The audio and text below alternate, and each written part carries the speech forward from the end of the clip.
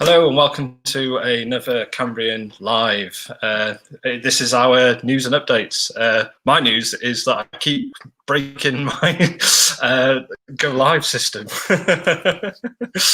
Yes, thank you very much for joining us. My name is Paul Davis, my colleague Joel Longbone here to give you our weekly news and updates, and also just general conversation. And I've just realised I've left everything down in the other room that I wanted to talk about as well. So Run. I'm gonna need to run in a minute. It's date afternoon again. Hello, boys.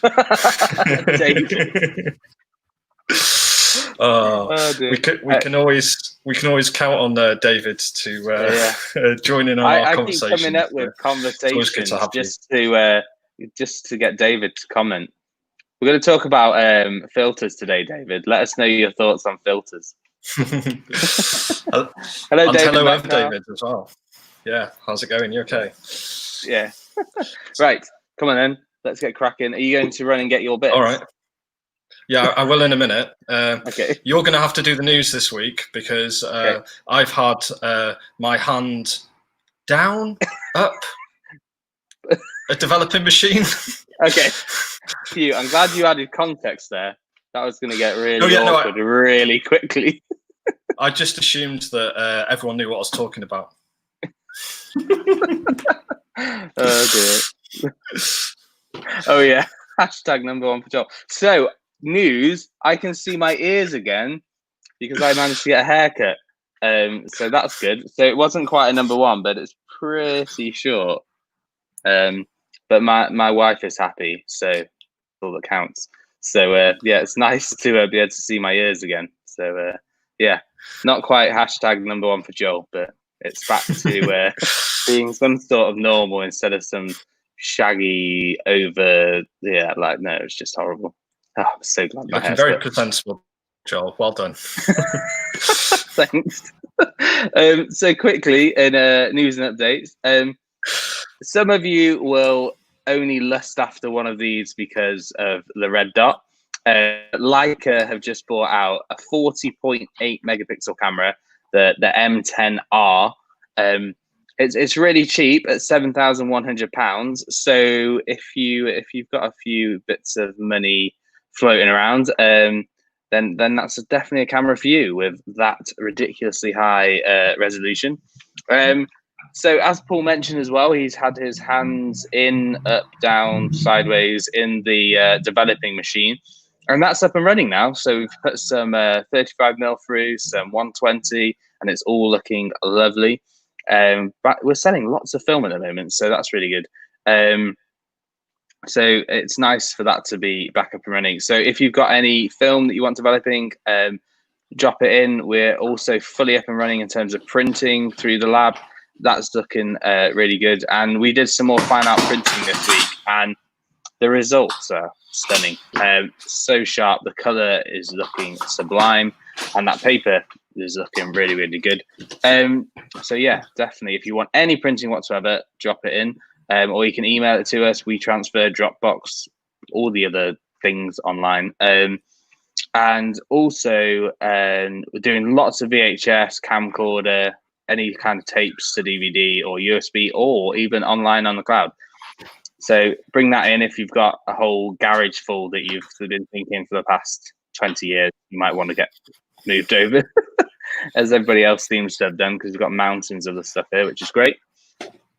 And also, if you follow Sarah on Facebook, you will see that some very, very, very nice gears come in. We've got a Leica M6 TTL with a Summicron 50mm, which is very jewel worthy. We've got a Mamiya RB67, got a Hasselblad in. Oh, just very, very nice. Oh, and a 500mm Nikon F4. Oh, very good stuff. Really nice. So if you feel like you want to be tempted into parting with your cash, speak to Sarah, because she'll happily gently prize that out of your hand for some very, very lovely old school gear.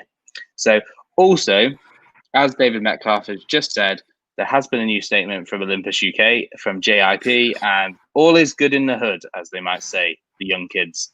They've they are fully invested in making sure Olympus, OMD, and Zuiko, however you want to pronounce it, lenses are going to do really well in the future. Okay, there we are. I don't know how Japanese people say that, so there we are. Well, I said it in a German accent, so. Oh dear. So there we are. So buy Olympus, buy lots of Olympus, because it's going to be fantastic stuff, as it always has been and will continue to be, as they're putting a lot of R&D into it. They've released their new roadmap for cameras and lenses. So I don't think there's going to be any lack of desire and ability, given that they've been producing some very good stuff for a very long time. So yes, I think you can all safely. Oh, and also equally, we had a gentleman whose battery charger stopped working for whatever reason, and I contacted Olympus. They're going to send us out a new one. No biggie. Just so if they weren't going to do anything, then things like that would be a really big deal. I sent one very short email to a very nice person, and they're sending us a new one. So happy days. So I don't think there's anything to worry about, Olympus. Interestingly as well, in news, Pentax Ricoh, or Ricoh Pentax, whichever way that's going to go, have said that they are still working on SLR, even if mirrorless is a big thing. Like, they're definitely full on into making SLRs still. So that's reassuring for you SLR lovers, especially Pentax SLR lovers. So Pentax gear is so good for the money. All-weather sealed bodies, great lenses. So yeah, that's good news as well. So it shows that when one company takes over another company, they can still do really well. There we go. And I mean, just sort of, I've got my stuff. But also looking at from from the DSLR point of view, it's no one denying that a lot of the manufacturers are moving over to mirrorless, just because it is very, very popular. But there's still people that want to use the DSLR stuff, and there is no better brand than with Ricoh Pentax. They've always sort of had the edge when it comes to with their DSLR sort of range, being ultra durable. So the bodies on them are absolutely fantastic, weather sealed, and they produce fantastic lenses as well to go along with the equipment. So yeah. And talking about DSLRs and how good they are, I had a customer who will remain nameless, just in case another one of his friends is listening to this and won't be happy. Was playing with a D6, and he said it is streets ahead of the D5, which is quite a statement to make. But the D6, he was blown away by how good it was, how quickly it was focusing and keeping up. So yeah, so the DSLR market is not dead, because people are still putting a lot of effort into creating stunning bits of kit. So there we are. Do not fear, people. Indeed. Yes. Thank you for doing that, Joel. So I didn't catch half of that because I had to quickly.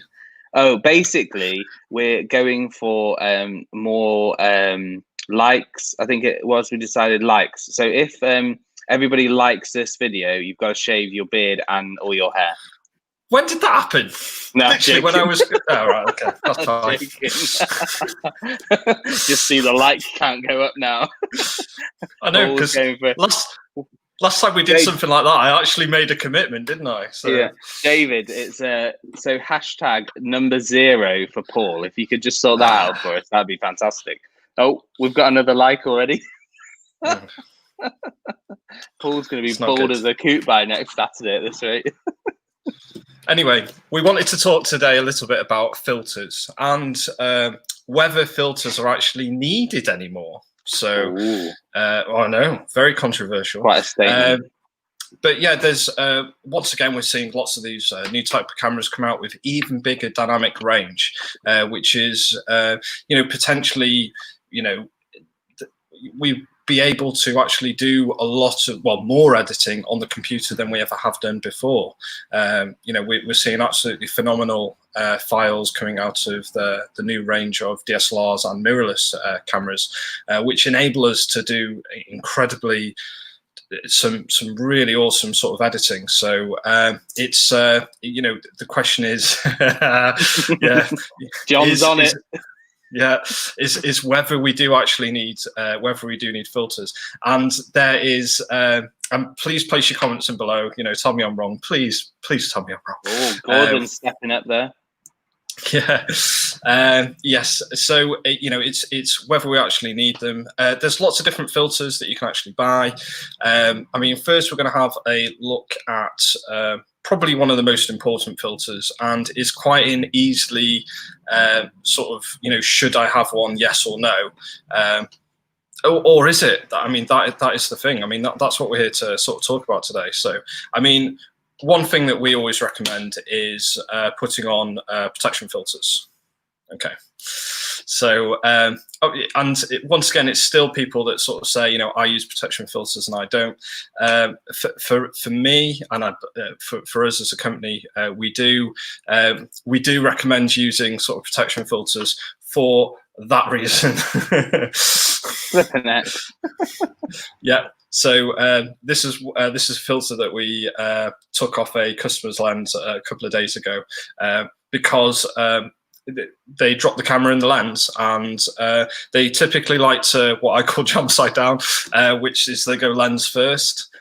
So the way that I see a UV filter or a skylight filter, or even sometimes they're actually named protection filters now, is for this reason alone. So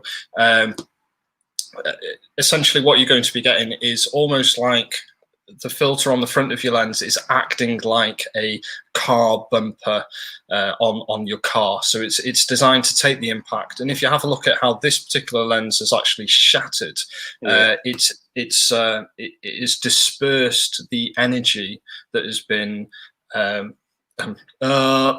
words thank you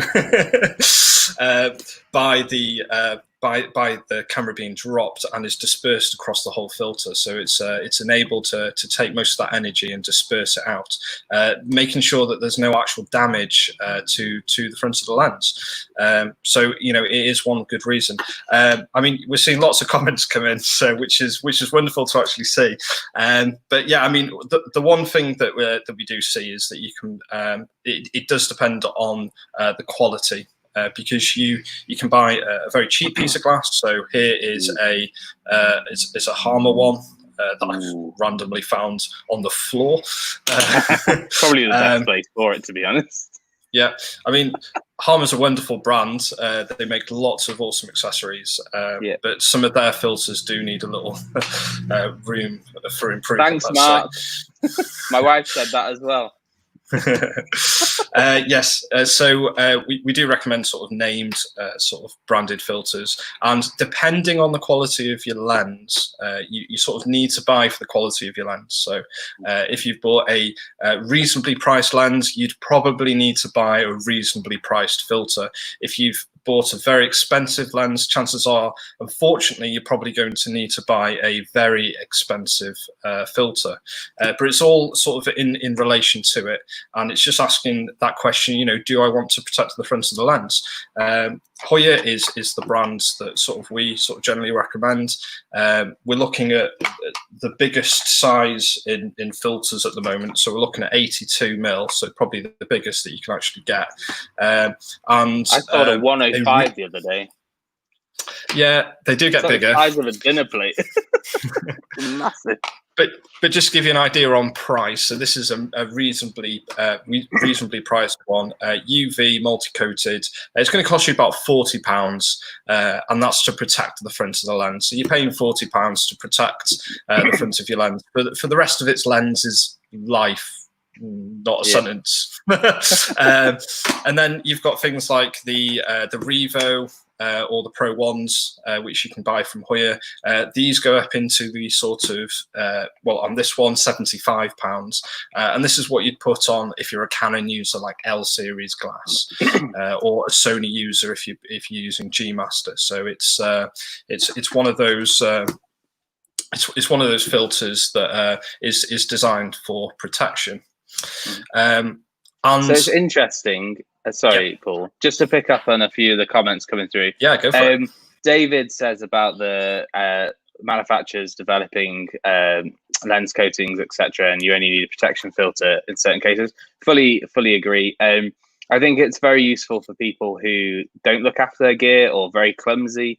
If you're a portrait photographer working in a studio, you probably don't need a filter unless you're throwing stuff around and likely to damage it. But we've seen a lot of people come in having bought a filter, put it on the front, smacked it against a rock walking up in the hills, come into us almost crying and saying, I've broken my lens. And we've just taken off the filter and the front is perfect. And yes, there is a risk that you might damage the internals. So that is a potential possibility. But quite normally it's a point load. And it means that being able to just protect that front of your lens is very important. And it's interesting you talk about gravel from rally cars, because I know Milton uses a filter when he goes to drift and he's scraping rubber off the front of his filter. So there's a hot rubber hitting the front. So I think with filters, like with everything in photography, it just depends on your use case scenario. So sometimes it's very useful to have the best of whatever you can afford. Other times you don't need it. Like, not everybody needs a tripod, but if you are going to use a tripod for long exposures, you probably need a very, very good quality tripod to make sure you don't get any movement. And it's the same with filters. If you need the protection, but you need really good quality, you're going to have to spend a lot of money on that filter to make sure you reduce the chance of degrading your image quality. But if not, then it's not as big of an issue. But I hope that kind of goes along with David. Otherwise, he's going to tell me off in the comments. Yes. So, what one of probably just because of what they're actually used for, one of our biggest sellers is protection filters. But apart from that, what we see a lot of is filters that will change the effect of your picture. And this is really what I wanted to sort of dig into, because you can do a lot of these things on the computer now. So, and can you do starburst like back in the day with a old school starburst filter? Horrible. See it, Dad. I love a good starburst. No, I'm definitely not a fan of starburst filter. I shouldn't have done that. Definitely not. Yeah. So there's over the years there's been an array of filters that you've been able to buy to actually change the effect. So do you remember the tobacco filter? Yeah, not a massive fan of that. But I'm sure some people are, and I'm not saying it's bad. I'm just not a fan. Also, filters are very important back in the day for black and white. If you wanted to accentuate certain aspects of your image, like a red filter for contrast and things like that, and green for skin tones, I think it was. I don't really have to worry about that anymore. So, but yeah, there was obviously need for filters back in the day for things like that for black and white.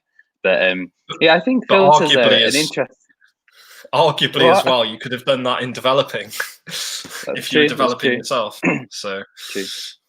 Yeah. But I think it is interesting, the whole filter conversation, given the fact that you have a wide range from all sorts of manufacturers, and people use them to really good effect, and some people arguably overuse them. I think that's the mist filter using hairspray. Oh, nice. I think Lee do a proper mist filter. So.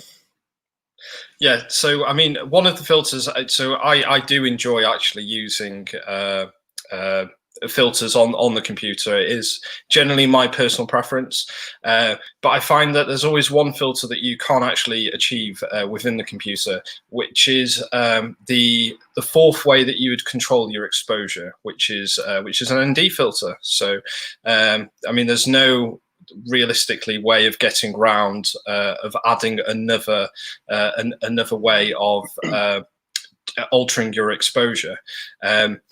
Personally, the way that I like to do it, so I like to add my gradients in Lightroom or Photoshop. So I tend not to use gradient filters. I find that I can achieve that within the computer. Joel, I know you think a little bit differently. I know you do like actually using gradients. Yeah, I do. I think it comes a gradient. I think it comes down to where you like to do it. So I think I like to go out a lot and shoot a lot of different things and not hang about in one place. I think if you're using sort of grade, you're enjoying the whole experience of being there. So personally, the one that I like to use is a variable ND. So you've got a filter like this, and essentially when you turn it, you can control your exposure that way as well. So typically it was bought for video, but I use it a lot for photography as well, because it enables me just to, I've bought one for typically the lens that I always use for doing landscapes, and I can ultimately control my exposure a little bit more with the variable ND, and it's just very quick and very easy, and off I go. Just really. Put a little note in here before anybody pipes up. Yeah, two polarizers. That they are subject to quality differences. So a cheap ND from a few years ago, a variable ND, would have been horrendous. It would have been horrible. The cast would have been nasty. They used to introduce weird artifacts as well. But these newer ones, especially the ones that we've got from Kokin, when we first got told, oh, here you go, here's a variable ND, we're like, nah, we don't like variable NDs. And it was like, well, have a look, take some pictures and see what you think. And we're like, actually, these are very good. They are a bit more pricey, but they're very good at what they do. So that was interesting for us. But also on the subject of polarizers, that's something obviously as well that cannot be replicated in Lightroom or Photoshop or Affinity or any other software. That's like, that would be voodoo magic or something on the computer for you to be able to achieve circular polarization without having to actually use it when you're taking a picture. That would be quite incredible, to be honest. But I feel like that would be one of those things that somebody would make a lot of money off if they could do that. But yeah, circular polarizers are a fantastic addition, and I would argue probably more important than an ND or a graduated ND for certain types of photography, given the effect it has on the sky and also on your water, because photographing water without a circular polarizer is a very difficult process, somewhat frustrating at times. So yeah, that's true, David. Yeah, internal camera-based NDs are an interesting function. I've used my X100F ND a few times when I didn't want to carry my filters with me, and it did make that extra little bit of difference to movement in the water and things. So yeah, I can definitely see the advantage of using those sometimes. So yeah, I mean, me and Lewis went out and we we tried it on the EM5 Mark III for one of the demonstration videos, which you can find on our YouTube page. Yeah, it's really astonishing on how it achieves it. Once again, I think there was still the effort that you needed to put in to use it, and technically it was I needed to think about what I was doing and sort of work through the same process of actually applying a normal ND filter. So yeah, it's very interesting that we're starting to see them built in, but essentially it's from a cost point of view almost, isn't it? So if you didn't want to buy ND filters or a weight one. Yeah, you don't want to carry all of the stuff around with you. Not that it weighs a huge amount, but it would definitely save you a little bit. But I truly believe that actually the enjoyment of using filters is actually coming from the using of them as well. So seeing that actual that picture come together while you're using filters is truly why people enjoy using filters. It's one of those physical processes that we probably all love about photography in various ways. The walking to wherever you're taking the picture, the setting up of the tripod and getting into that mental zone of composing and working out what you're actually going to shoot, setting up the camera, getting it level, etc., choosing the right lens and focal length and getting your focus right. It's all part of that process that we mostly all love about photography. And I think filters is kind of just that last bit before you get your image, and it's kind of that way of just tweaking and adding like a little bit of depth or movement to your image that you perhaps wouldn't get without. And also there's that age-old adage of best to get it right in camera than have to faff about in the computer later on. So there's swings and roundabouts. I think if you worry too much about your photography, it stops being enjoyable. But equally, it's great to be able to sort out your filters and be able to sort your exposure out ahead of time. So yeah, and we're getting agreeing comments there as well from David and David. No, that's absolutely brilliant. Yes, so I think ultimately, you know, you just need to buy these ones. Yeah, give them a whack. Sure. Makes me always wince. So that didn't come through well on camera, but I heard it from the other room, and you were hitting those loud. Yeah. So yeah, the new Cokin range, which is Joel is hitting two glass filters together there. Yeah. So, but they are tempered, so they are super strong, and it's the same glass that is found in the variable ND polarizer, which I love using as well. So, and if you've ever owned a glass filter, and you've been on the beach, maybe with some rocks, and you might be setting up for that shot, and you drop it, that would be a very good reason to buy these toughened ones. Because I remember going on a workshop and a gentleman accidentally dropped one of our glass filters, and it just went. Pop. Yeah. And when our rep brought these in for the first time and dropped it and smacked it on the countertop and it didn't break, I was like, we need some of those for our workshop. They're very good. So, and they're cast free as well, which is very important when choosing filters, is to make sure that you're buying the best you can afford, and ones that are IR neutral and that reduce the chance of you getting casting, especially when you build up more than 2 or 3, because that's where you'd struggle with resin, particularly with odd cast colors that can't. Well, again, this is another argumentative subject where you can and cannot remove them in post. It does provide more of a challenge to remove casts unless you're shooting black and white. So there we are. No, that's brilliant. And I think ultimately the question of, you know, should we use filters, yes or no, has probably been answered here. In some way or form in your photographic life, you will probably use a filter at some point. So they are quite a valuable thing to the photographic equipment that you're going to carry around in your bag. Just to pick up on, yeah. Go on, Joel. And I think also there's 2 things about filters. There's often the fear in terms of, I don't know how to calculate my settings. There's plenty of apps to do that. Yeah, there's plenty of apps that'll do it. Does it for you? Just guess. And if you own an Olympus, the live composite and live time, especially live time, is just phenomenal for using filters, because you just keep it going until it looks right, and it is right, and it's wicked. It's such a good feature on the Olympus cameras. I don't know why other manufacturers don't have it, because it just makes filter usage a doddle. And also there's the whole cost thing. People are worried, but we'd recommend just starting off with one kind of graduated filter, probably a soft one or a medium, depending on which brand you're buying.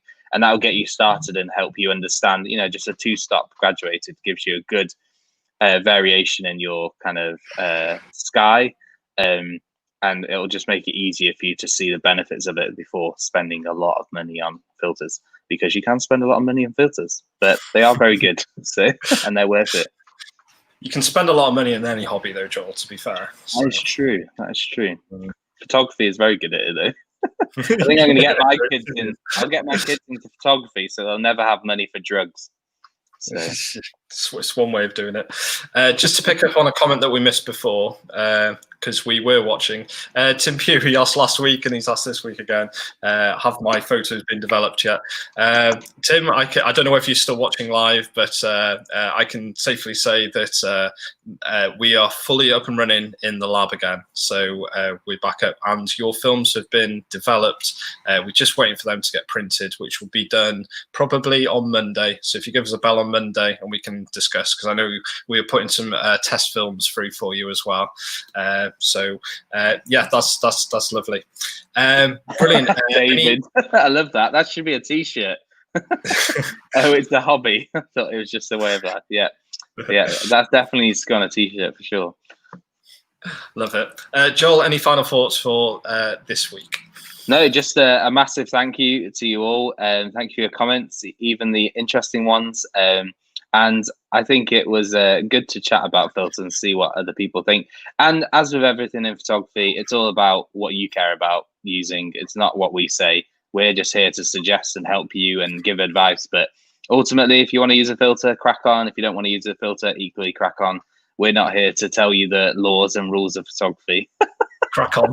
Well, we touche. It's just over the years, we've known that people who put a filter on the front have been very glad that we suggested it to them, because we've been able to salvage their lens. But equally, if you want pure quality, a filter can have the potential to degrade that. And that's true of any filter or anything you put in front of your lens. So as with everything, just try it. And if you can tell the difference, then that's fine. If you can't tell the difference, then it probably doesn't matter. So just enjoy your photography as much as you can. That's brilliant. As always, thank you everyone for watching live. It's always lovely to see your comments coming through. Tim, you are still watching live. Awesome. Yeah, hello, Tim. And we'll have a talk. But it's all good news. All good news. I can say that. So yes, thank you everyone for watching live. You can rewatch this video at any point as well, because we don't just go live. We share these videos and post them onto our Facebook and YouTube pages. If you haven't already, make sure that you like and subscribe our pages, and whenever we remember to set a reminder, because we forgot this week, make sure you hit the reminder button so you know when we're actually going live as well. Sarah, thank you for joining in. Lee, Howard, David looks like Joel's monocle. Hello. Oh dear. And on that note, we'll end it there. Everyone have a great weekend. A very good weekend, and we'll see you next Saturday at 4:30. Bye bye for now. Cheers. Bye.